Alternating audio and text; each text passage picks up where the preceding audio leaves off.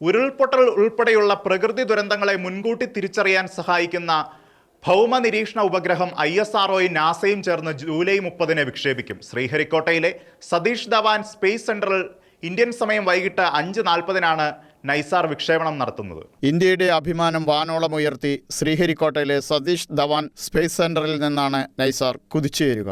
NISAR ഉപഗ്രഹം ഭൂമിയിൽ നിന്ന് 747 കിലോമീറ്റർ അകലെ വൃത്താകൃതിയിലുള്ള ഭ്രമണപഥത്തിലാണ് നിലയുറപ്പിക്കുക. 2400 കിലോഗ്രാം ഭാരമുള്ള നൈസാർ ഉപഗ്രഹത്തിന്റെ വിക്ഷേപണ ചെലവ് ആകെ 13,000 കോടി രൂപയ്ക്ക് മുകളിൽ വരും. ഈ തുക നാസയും ഇസ്രോയും പങ്കിടുന്നു. നൈസാറിന്റെ വിക്ഷേപണം കഴിഞ്ഞാൽ 90 ദിവസം നീളുന്ന കമ്മീഷനിംഗ് കാലമാണ്. ഉപഗ്രഹം ബഹിരാകാശത്തെത്തി 10-ാം ദിവസമാണ് 12 മീറ്റർ വ്യാസമുള്ള റഡാർ റിഫ്ലക്ടറുകൾ വിടർത്തി തുടങ്ങുക. ആ കുട നിവർത്തി തീരാൻ തന്നെ 8 ദിവസമെടുക്കും. പ്രവർത്തനം തുടങ്ങിക്കഴിഞ്ഞാൽ ദിവസത്തിലൊരിക്കലെങ്കിലും ഭൂമിയിലെ ഓരോ ഇഞ്ചും നൈസാർ റഡാറിന്റെ ദൃഷ്ടിയിൽപ്പെടും. കമ്മീഷനിംഗ് കഴിഞ്ഞാൽ 5 വർഷത്തെ ദൗത്യ കാലാവധിയാണ് നൈസാർ ഉപഗ്രഹത്തിന് നിശ്ചയിച്ചിരിക്കുന്നത്.